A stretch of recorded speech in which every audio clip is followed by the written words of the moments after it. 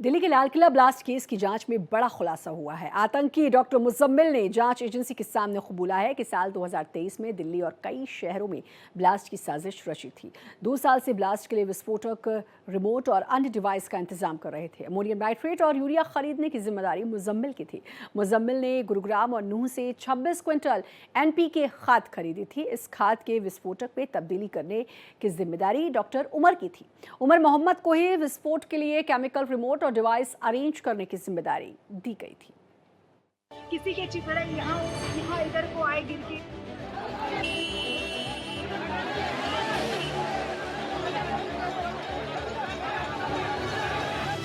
किसी का कोई पार्ट कहाँ गिर गया, किसी का कोई पार्ट कहाँ पे गिर गया।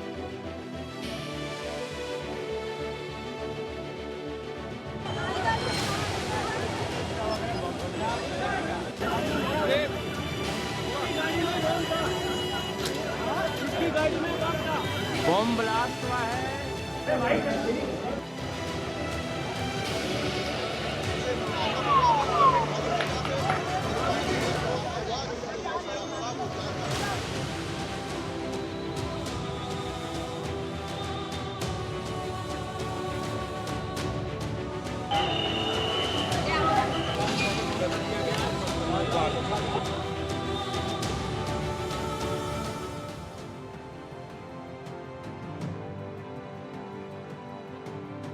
दिल्ली धमाके की जांच के तार कई शहरों से जुड़ने के बाद लगातार भारत विरोधी गद्दारों के नाम सामने आ रहे हैं।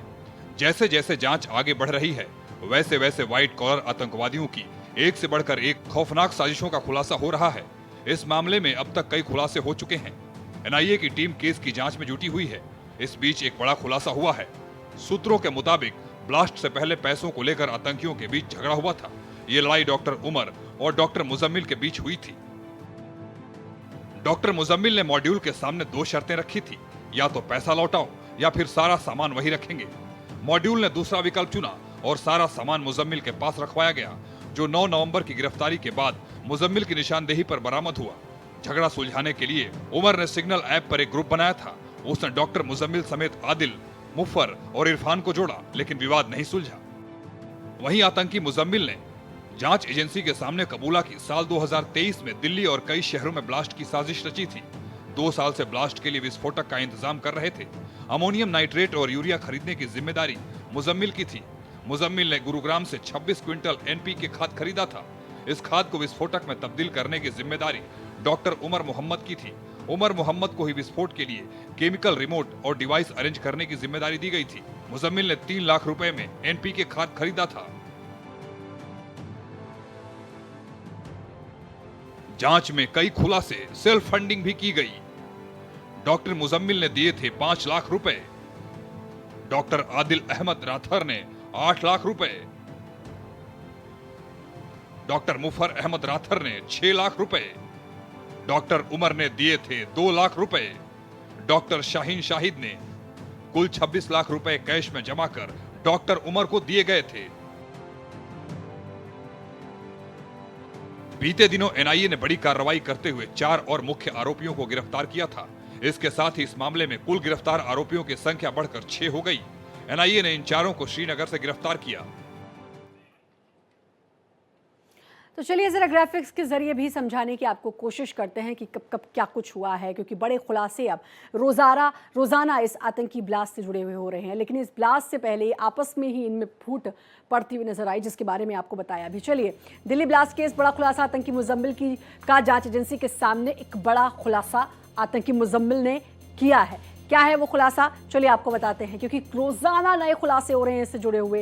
रोज एक नए राज पता चल रहा है। आतंकी मुजम्मिल का जांच एजेंसी के सामने अब एक बड़ा उसने कबूलनामा किया, खुलासा किया। 2023 में रची थी दिल्ली समेत कई शहरों में ब्लास्ट की साजिश, यानी कि जो 10 नवंबर को ब्लास्ट हुआ, इसकी साजिश 2023 में रची गई थी। 2 साल से ये लोग विस्फोटक इकट्ठा कर रहे थे। तो सोचिए कितनी लंबी इनकी प्लानिंग थी। अब एक एक करके सारे राज ये उगल रहे हैं और जांच एजेंसी से राज उगलवा रही है। अमोनियम नाइट्रेट और यूरिया खरीदने की जिम्मेदारी मुजम्मिल की थी। मुजम्मिल ही बता रहा है अब क्या क्या हुआ था, और उसने बताया कि अमोनियम नाइट्रेट और यूरिया खरीदने की जिम्मेदारी मुजम्मिल की थी। गुरुग्राम और नूंह से 26 क्विंटल NPK खाद भी खरीदी थी। किसने? मुजम्मिल ने, क्योंकि उसकी जिम्मेदारी मुजम्मिल को दी गई थी। तो आप 26 क्विंटल आप देख सकते हैं, इसकी अमाउंट देखिए 26 क्विंटल, इसकी जो टोटल आप देख सकते हैं कितनी बड़ी तादाद में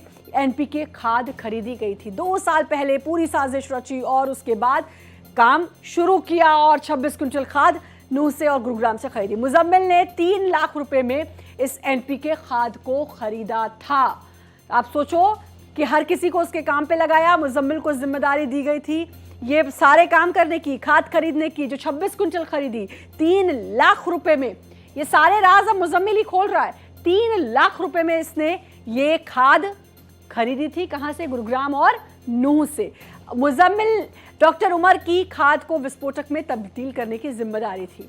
पार्ट्स बांट दिए गए थे। मुजम्मिल को खाद खरीदनी थी, वो मुजम्मिल ने किया। डॉक्टर उमर को क्या जिम्मेदारी मिली? इस खाद को विस्फोटक में यानी कि बॉम्ब में तब्दील करने की जिम्मेदारी उमर की थी। उमर कौन? जिसने ये ब्लास्ट में जो शामिल था, i-20 कार में बैठा था, दिल्ली में इसने लाल किले के सामने ये ब्लास्ट किया और फिर वो भी इसमें चल गया, मर गया। उमर को केमिकल, रिमोट और डिवाइस अरेंज करने की भी जिम्मेदारी थी। मतलब खाद मुजम्मिल ने खरीदी और उसके बाद जिम्मेदारी थी उमर की कि वो केमिकल, रिमोट, डिवाइस उन सबको अरेंज करे। ये काम उमर ने किया। एक एक स्टेप बाय स्टेप सब कुछ तय किया हुआ था इन लोगों ने। उमर को केमिकल, रिमोट, डिवाइस अरेंज करने की जिम्मेदारी थी। विस्फोटक में खाद को तब्दील करने की जिम्मेदारी थी। आतंकी मुजम्मिल का जांच एजेंसी के सामने ये खुलासा हुआ है जो हमने आपको बताया। अल-फलाह यूनिवर्सिटी की लैब्स की जांच से बड़ा खुलासा हुआ है, क्योंकि अल-फलाह यूनिवर्सिटी का नाम जो था इसमें सबसे ज्यादा आया है। लैब से केमिकल चोरी करते थे मुजम्मिल, उमर और शाहीन। जी हाँ, अल-फलाह यूनिवर्सिटी चर्चा में तब से आई जब से दिल्ली में 10 नवंबर को ये ब्लास्ट हुआ है और उसी की लैब से ये लोग केमिकल चोरी करते थे। ये खुद बात मुजम्मिल ने कबूली है।